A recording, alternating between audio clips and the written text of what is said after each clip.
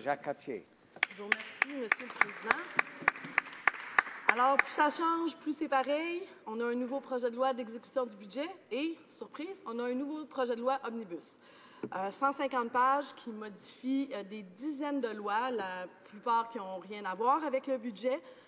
Mais malheureusement, c'est rien qui devrait nous surprendre. C'est une habitude que les conservateurs ont pris et ont tenté d'instituer au Parlement ici. Malheureusement, ils nous ont habitués à un mépris, à la limite, voire un dégoût flagrant des principes de base de la démocratie parlementaire. Et franchement, c'est une de mes plus grandes déceptions dans le cadre de mon premier mandat, Monsieur le Président. Parce que depuis qu'ils ont été élus comme gouvernement majoritaire, les conservateurs cherchent par tous les moyens à échapper à leurs obligations de transparence et de reddition de comptes. Ils sont pourtant au gouvernement, mais il semble oublier que les députés, autant les députés d'arrière-ban conservateurs que les députés de l'opposition, ont une responsabilité de surveillance et d'étude des projets de loi. Mais malheureusement, les conservateurs utilisent les projets de loi omnibus à répétition, comme une forme d'échappatoire pour se soustraire à cette surveillance-là qui doit être exercée par tous les autres parlementaires en cette Chambre et aussi par la population canadienne, Monsieur le Président. Alors, par ce processus-là, qui est franchement antidémocratique, on s'entend, ils cherchent à faire adopter à toute vitesse, sans l'étude nécessaire, des centaines de modifications législatives qui n'ont rien à voir avec le budget, comme je le mentionnais précédemment. Et dans le cas du dernier budget qui nous a été présenté le 21 avril dernier, lors d'une des rares journées de travail de notre ministre des Finances actuel, les conservateurs ont vu une occasion de lancer leur campagne électorale. Alors pour eux, ce n'était pas une occasion de venir en aide aux gens, à la population qui en a réellement besoin, aux familles canadiennes de la classe moyenne. C'était en fait plutôt une occasion pour eux d'offrir des cadeaux à leurs amis bien nantis, plutôt que de penser servir, tenter d'aider ceux qui en ont le plus besoin chez nous. Alors, malgré les avertissements du directeur parlementaire du budget, de nombreux membres de l'opposition, de différents experts, ils vont de l'avant avec leur régime mal avisé de fractionnement du revenu qui va bénéficier à peine 15 % des familles canadiennes, bien évidemment les plus riches, pas celles qui en auraient réellement besoin. Alors, ce régime-là de fractionnement du revenu, si on le combine à la hausse de limite de cotisation au CELI à 10 000 ça va priver les coffres publics de milliards de dollars au fil des années. Alors, c'est des dollars qui pourraient servir à mettre en place des programmes sociaux, des programmes pour venir en aide aux familles, aux gens qui vivent dans la pauvreté, aux mères monoparentales que j'entends les conservateurs vouloir défendre, les couples plus traditionnels, etc. Mais non, en fait, on se dit, écoutez, pour l'instant, on tâche de gagner notre réélection. Et de toute façon, ce n'est pas un problème pour nous, les élus actuels, c'est un problème pour la petite fille du premier ministre et toutes les générations futures. Franchement, c'est une des pires phrases que j'ai entendues prononcer en cette Chambre ou ailleurs, en fait, Monsieur le Président. Mais quoi qu'il en soit, c'est la position du ministre des Finances actuel et la position de ce gouvernement conservateur-là. On s'en lave les mains, on va laisser ça à nos enfants, nos petits-enfants et aux générations futures de régler tous les problèmes qu'on leur cause actuellement. C'est franchement une attitude irresponsable que je ne comprends pas de la part de gens qui se targuent d'être des gestionnaires des deniers publics absolument extraordinaires. On a eu démonstration après démonstration, Monsieur le Président, que ce n'est pas le cas. Mais quoi qu'il en soit, c'est une réputation qu'ils essaient de se donner. Mais les Canadiens voient clair à travers leur écran fumé. Ils savent très bien que ce n'est pas le cas. Et en fait, de plus en plus d'études sont publiées récemment qui nomment les gouvernements néo-démocrates provinciaux comme les meilleurs gestionnaires des fonds publics. Et en 2015, on aura la chance, Monsieur le Président, de démontrer aux Canadiens que nous serons aussi le gouvernement fédéral qui gérera le mieux les fonds publics. Je vais revenir au budget qui a été présenté actuellement. Même les mesures qui semblent vouloir être universelles, Monsieur le Président, vont avoir très peu d'effets positifs sur les familles canadiennes. Le meilleur exemple de tout ça, la prestation universelle pour garde d'enfants. Alors, les conservateurs nous ont annoncé en grande pompe une hausse de 60 $, donc 160 $ par mois, qui va être accordée aux familles canadiennes pour les aider à assumer les coûts de garde d'enfants. Alors, ça peut sembler bien beau à première vue, mais comme à l'habitude avec les conservateurs, le diable est dans les détails et il faut aller gratter un petit peu. La première chose que les conservateurs refusent de dire aux familles canadiennes, c'est que cette prestation universelle pour la garde d'enfants ça soit considéré comme un revenu imposable. Wow. Alors, c'est une nouvelle taxe que le gouvernement conservateur impose aux familles canadiennes, et peu importe leur revenu, Monsieur le Président. Alors, le conseil qui est donné par des experts financiers aux familles canadiennes, c'est pas de dépenser cet argent-là pour assumer les coûts de garde d'enfants, c'est d'en garder au moins la moitié pour prévoir les mauvaises surprises à l'impôt l'année prochaine. Alors, comment est-ce qu'on pense qu'on va vraiment venir en aide aux familles quand ils sont obligés d'hypothéquer une partie de l'argent qui leur est offert par le gouvernement pour assumer cette nouvelle taxe-là? C'est franchement ridicule, Monsieur le Président. Et ce que les conservateurs semblent comprendre, c'est que 160 $ par mois, c'est à peine suffisant, c'est bien loin d'être suffisant, en fait, pour assumer les coûts liés à la garde d'enfants à travers le pays. Alors, je vais vous citer quelques chiffres qui nous proviennent du Child Care Resource and Research Unit, donc des chiffres qui datent de 2012, mais malheureusement, la situation ne s'est pas améliorée, Monsieur le Président. Alors, seulement, si on regarde en Nouvelle-Écosse, alors les parents qui réussissent à se trouver une place en garderie, parce que ce n'est pas le cas pour tous, ils doivent dépenser en moyenne 825 $ par mois. 825, Monsieur le Président. En Colombie-Britannique, ils paient en moyenne 1047 $ par mois. En Ontario, on est à 1152 $ par mois. Et à Toronto seulement, ça peut aller jusqu'à 1676 $ par mois en frais de garde. Alors, 160 $ par mois, Monsieur le Président, je ne sais pas qui les conservateurs pensent que ça va aider, mais c'est une somme absolument risible quand on regarde les véritables contraintes financières qui sont imposées aux familles qui veulent seulement gagner leur vie, assurer la meilleure qualité de service possible pour leurs enfants et pour leurs familles. Et quand on leur offre des mesures aussi risibles, ou en plus, il faut qu'ils en gardent une partie pour payer leurs impôts l'année prochaine, je ne sais vraiment pas où ce gouvernement-là a la tête, Monsieur le Président. Dans le sable. Et probablement dans le sable, oui, merci à ma collègue de Pointe-de-l'Île. C'est effectivement là, je crois, que les conservateurs ont leur tête. Et pour en revenir à un autre effet franchement déplorable, mais en fait, c'est un non-effet du budget. Le fait d'instituer ou d'augmenter, en fait, la prestation universelle de garde d'enfants, ça ne crée pas des nouvelles places en garderie.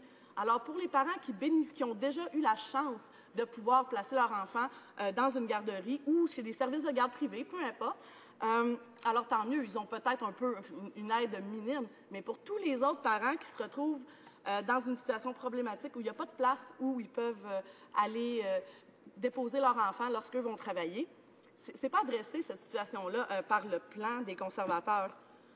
Le NPD, par contre, on a proposé un plan que les conservateurs persistent à ignorer. Dieu sait pourquoi, Monsieur le Président.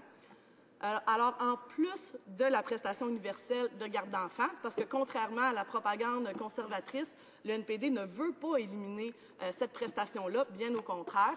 Le peu d'argent que les parents peuvent aller chercher pour s'aider, on veut bien sûr qu'ils y aient accès.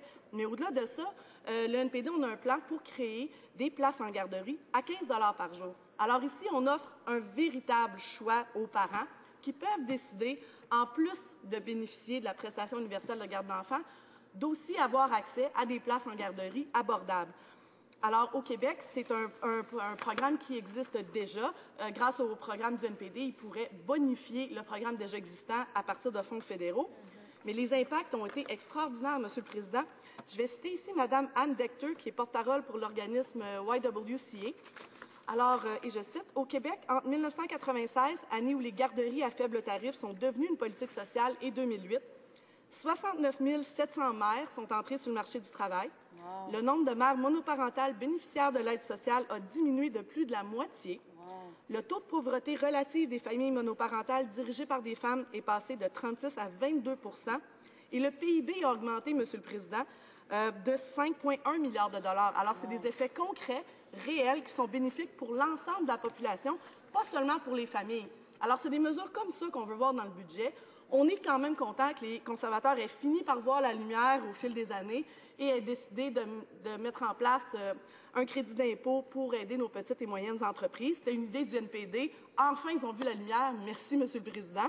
On appuie aussi le crédit d'impôt pour la rénovation domiciliaire, une autre de nos demandes. et les mesures aussi pour aider les anciens combattants qui sont inclus dans le projet de loi d'exécution du budget. Je ne comprends pas pourquoi, Monsieur le Président, c'est un sujet qui mérite un débat en bonne et due forme dans cette Chambre, mais quoi qu'il en soit, on l'appuie. Mais parce que les conservateurs ont décidé de jouer des jeux politiques et d'inclure ce genre de choses-là dans un projet de loi omnibus, on ne peut pas l'appuyer, Monsieur le Président. Nous devrons nous y opposer. C'est franchement antidémocratique et ça n'aide pas la grande majorité des familles canadiennes. Merci. Questions et commentaires. Questions et observations. Le député de Palliser. Merci, Monsieur le Président.